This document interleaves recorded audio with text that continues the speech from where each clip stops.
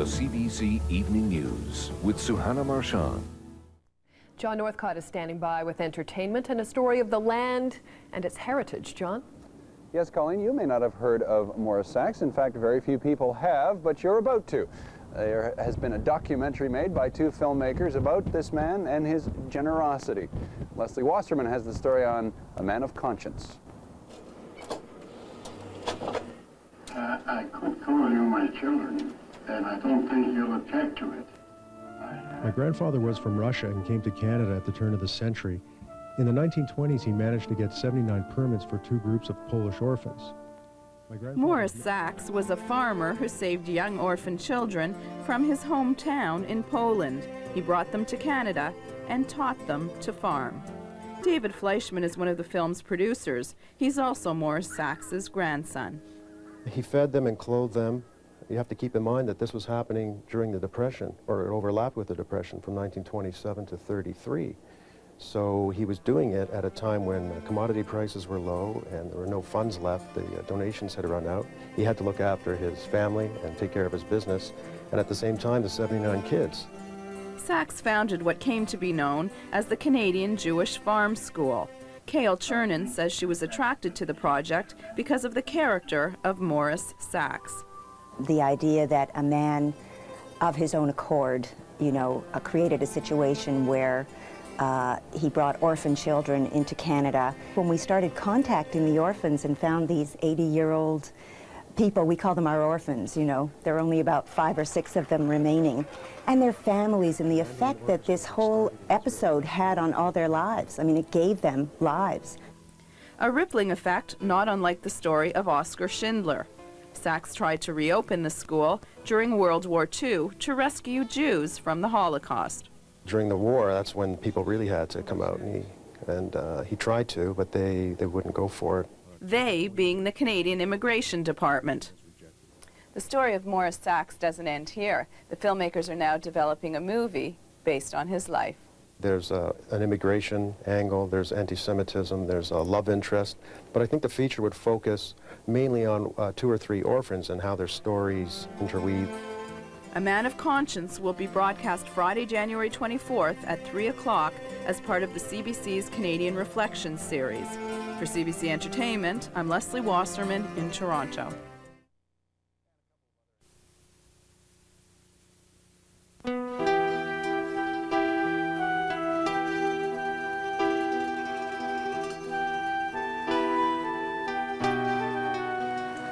See, I come from a town that was rich.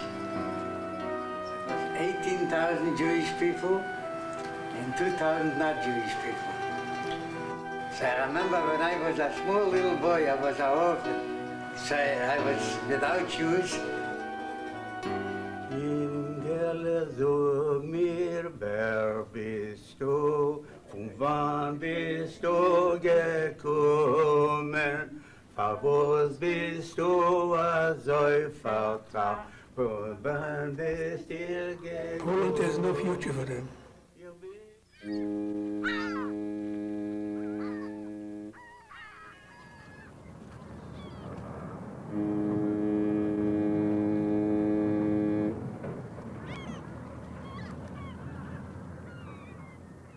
I could call you my children, and I don't think you'll object to it. I have done something in the past, something perhaps that the ordinary man didn't think of doing.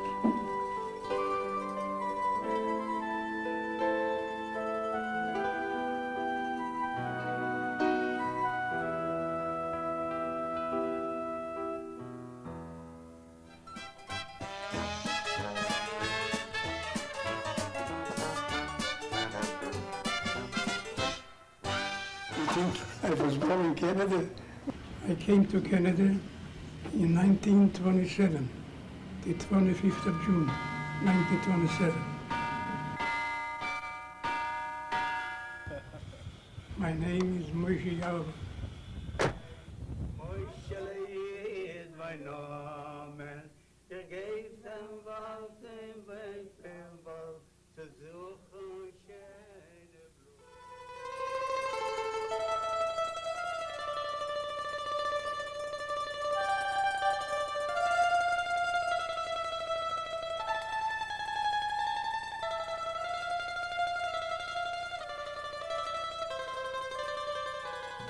I listen to people.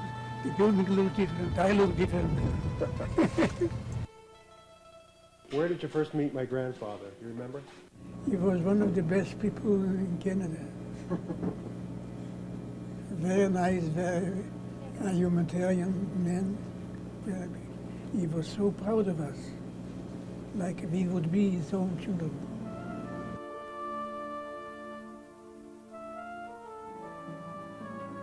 I remember him as a very big man. This was his ring. My grandfather was from Russia and came to Canada at the turn of the century. In the 1920s, he managed to get 79 permits for 2 groups of Polish orphans. My grandfather's main business was the Georgetown Creamery. He also had 2 farms, and on one of the farms, he built a dormitory for these kids. He put all the money he had into it. He fed them and clothed them, and my grandmother Dora and 2 other cooks prepared the food for the kids. We have over 400 letters documenting the correspondence between the farm school and immigration. That's great. So there are a number there. And we also have some microfilm on your grandfather as well that you can look at after. June 4th, 1925, there was a movement on foot among the Jewish people to purchase a farm of 500 acres for the training of Jewish boys in agriculture. These men have been to see me and are apparently very much in earnest. I agreed to write and ask you whether the scheme as outlined would be looked upon favorably. I'm sending you the outline and should be very pleased to hear from you.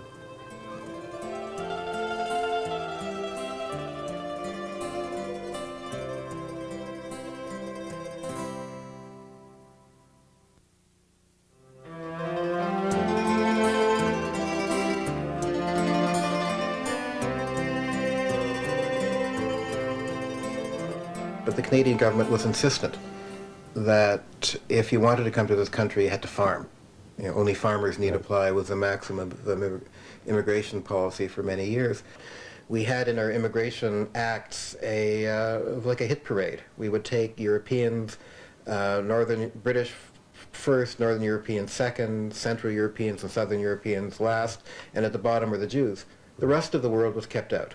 And Blair was the Deputy Minister of Immigration, but in effect he was the Immigration Department. He was a judge and jury of all applications. He was a fastidious person. He never left his desk. So this is the sort of man that your grandfather dealt with. Well, so as far as you're concerned, from your research, my grandfather was the only guy that had any influence on Blair. Well, he's the only guy that Blair would respond to. Everybody else, and the Canadian Jewish Congress people were going all the time and beseeching him and cajoling, and with little impact. Individuals might get some permits, there might be 1 or 2 people allowed in, but for an entire group, your grandfather was the only one who managed to get an entire group of people in. He was highly respected by the non-Jews and the Christians in Georgetown, highly regarded for his honesty, integrity, and to them he was different than the average Jew who was either a storekeeper or a peddler, because he was in the dairy business, which is associated with farm. You see, and Jews were not prone to be farmers in those days. And the same thing happened. Jewish children, farmers, Jews want to be no farmers. Jewish farmers are not. Yeah, Jewish farmers, yeah. At the farm school, the older boys, a few years older than we are, so they were plowing the ground. They were plowing the ground, and I wanted to plow the ground very much. So I was plowing, and I worked so hard, I pushed the plower. Instead of letting the horse plowing, so I pushed the plower. I was so tired, and I gave it up. Ms. Rich was a famous community, although it wasn't a large one. And the Mizritcher Rebbe, unlike so many other rabbis in Europe, encouraged the young people to get to Israel, in those days Palestine, or to America if they couldn't get into Palestine. In 1924, the American Congress passed very, very restrictive immigration legislation designed to bar the admission of Southern and Eastern European immigrants into the United States. Virtually all of the Jews who were trying to enter the United States were coming out of Eastern Europe, and therefore the door was locked to them. They couldn't enter the United States. They had to seek elsewhere. Hare was Yankee Yossel, You were? No. Now I changed it to Arthur Davis. So when you came? You didn't come. What year did you come? I came here in 1929. What do you think? Whoa. I don't recognize anything because I used to stand there. Take a look at the building, though. Wow. Dad, look around there. This is where you stayed. This is where you came. Your first place. Does it bring back memories? There's so many years. It's almost 60 years. It's 68 years. 68 years. Yeah. I was expert of milking cows. So you want to see what's inside now? Well, I'd like to. I want to recognize it. Hello. Hi, Harry. How are you? How are you? Okay. I thought you'd never ask. My name is Nathan Philbone. I'm from one of the groups that we came to Georgetown, Canada in 1927. Did Anne come today? So Nathan, what was here? I asked that. Huh? What used to be here? Kitchen. Kitchen was here. Yeah, the kitchen. Yeah. It'll bring back so many pleasant memories.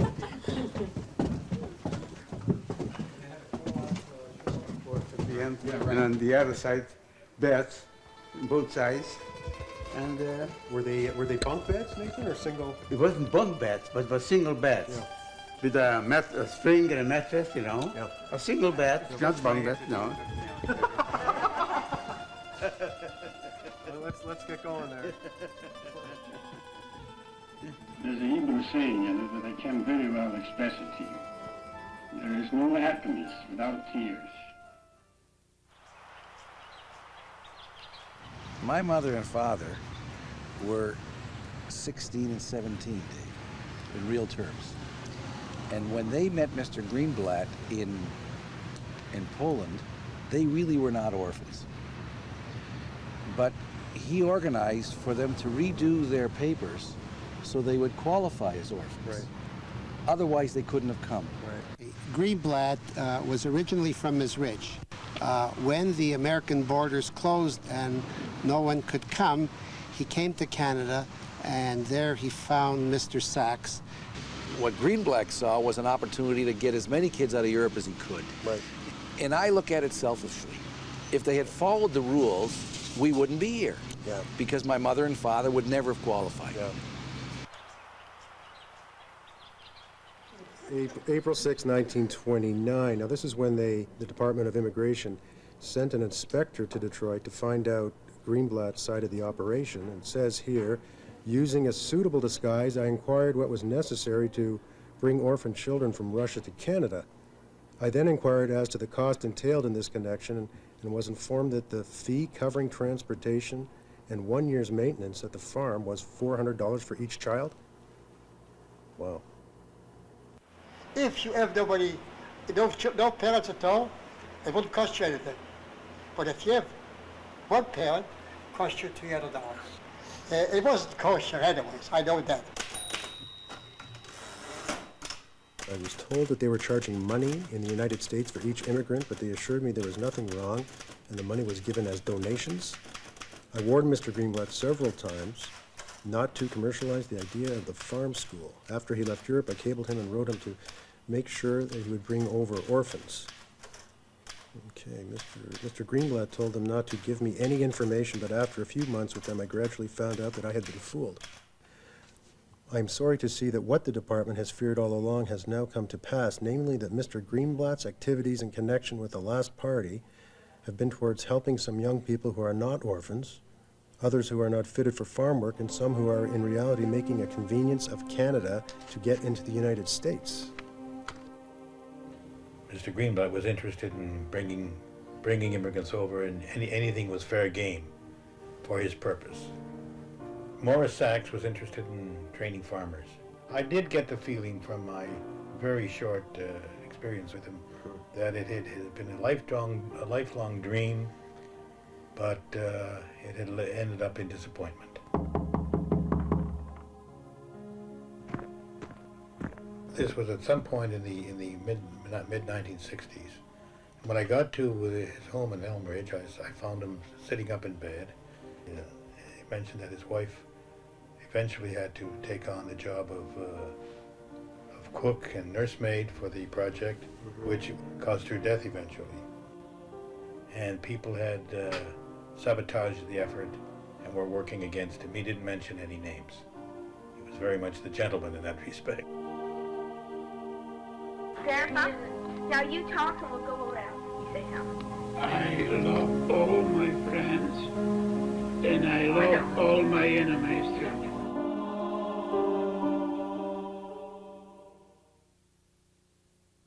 Your grandfather was playing very, very much by the rules. He was trying to bring in Jews, agriculturalists, was guaranteeing that they would be on the farm. He himself was a farmer and an active farmer at that.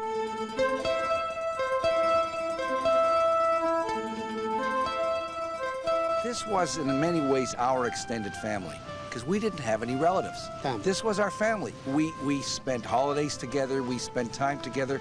In the summer, almost every weekend, we would go together on picnics. We had a grocery store, and most of Ms. Richer would congregate in the store, and they would always talk about Saxe and Greenblatt, and they had very, very fond memories. I mean, they always talked about their days in the farm.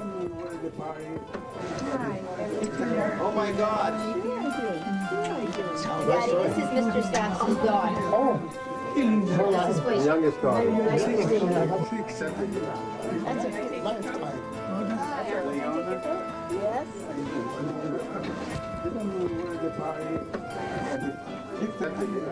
That's a pretty lifetime.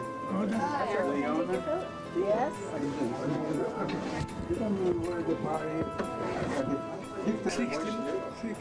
Oh my, look at that. That's you and who? That's Gertie Rogers. That's me. And That's who's you? with you? Yeah. That's my mother. Oh, that's you. I can't believe it. That's a pretty And I think there's some more of you here. That's my dad. There's my dad. There's my dad.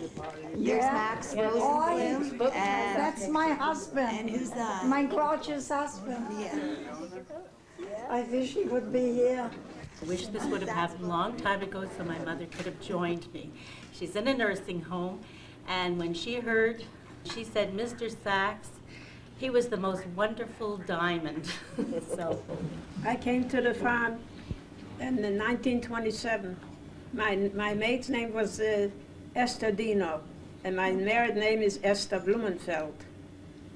And it was very nice. I had a wonderful time. And Mr. Saxe was so good to me, and Mrs. Saxe. I never had it in my life like I had on the farm. My name is Max Doctor. I came 1929. Esther, what do you remember from the farm? Did you work in the field too? No, I was afraid to work in the field. Okay, and you were in the kitchen? From the frogs and the snakes and the boys, they used to know that I'm afraid, so whatever they find in the field, they throw it over to me. So the teacher took me away from the farm. He said, so I went upstairs, I took my mandolin, and I was sitting playing.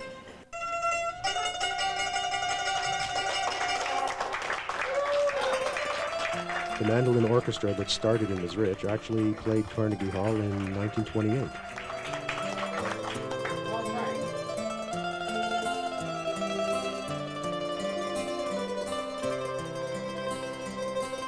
But what I can tell you, he was 1 in 25 million, what he did for those children.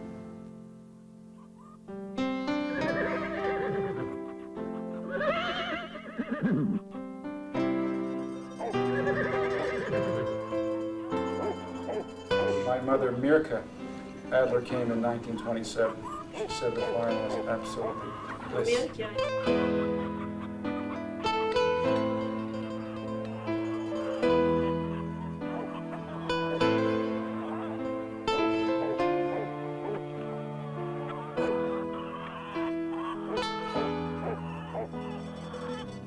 Mrs.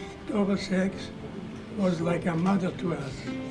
Sometimes she was come up on the farm and comfort us and treat us like our own children.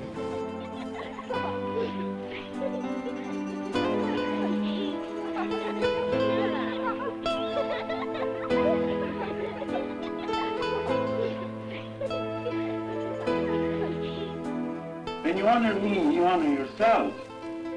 If they say one thing and mean another, they wouldn't be my children. They're honest, and that's the way I like it.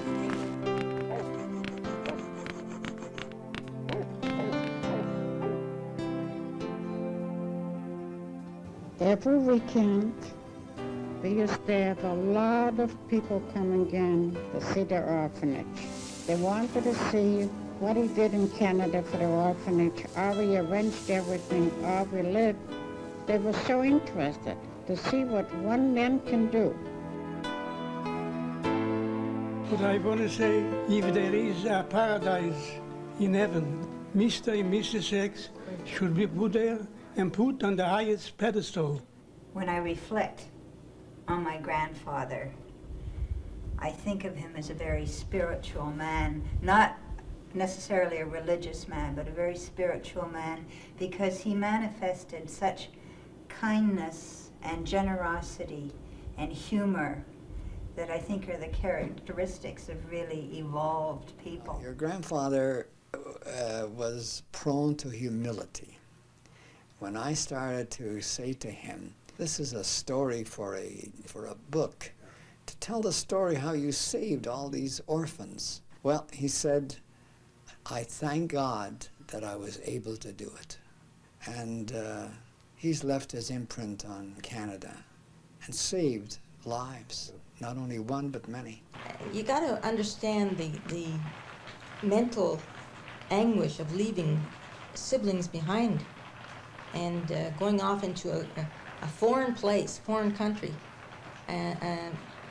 with people, of course, that you know as kids, but they're all kids. There's no adults here. And then they came to the farm, and they had like a new family. The Saxes were family. They became family. I never doubted for a moment how tremendously loved I was. That's what he was about. Yeah. That's right. Everybody who remembers him remembers his kindness. My grandfather tried to reopen the farm school during the war in the 40s. On October 28, 1946, the petition was rejected. In his final letter to the Immigration Department, he wrote of the last meeting of the Executive Committee of the farm school. I cannot describe to you their disappointment and heartbreak. All our hopes were shattered. Over the last 6 months, we have gotten together some $30,000. It is hard to believe your department would turn down such a human appeal. The orphans brought over 20 years ago are the main instigators, and all of us are willing to live up to every regulation your department may ask. It was hard to close the meeting. It is impossible to believe that all our hopes must be abandoned.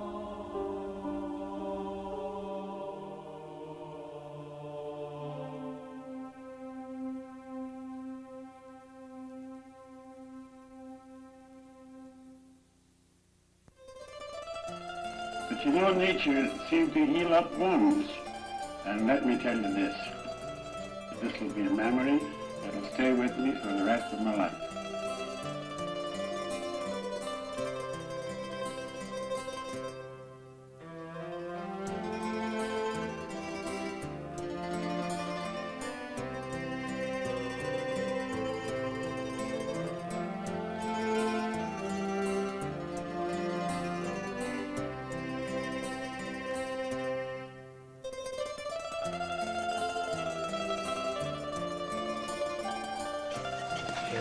There you go, Nathan.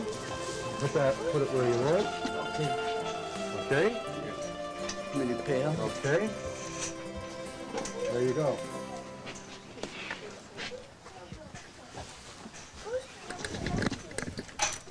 So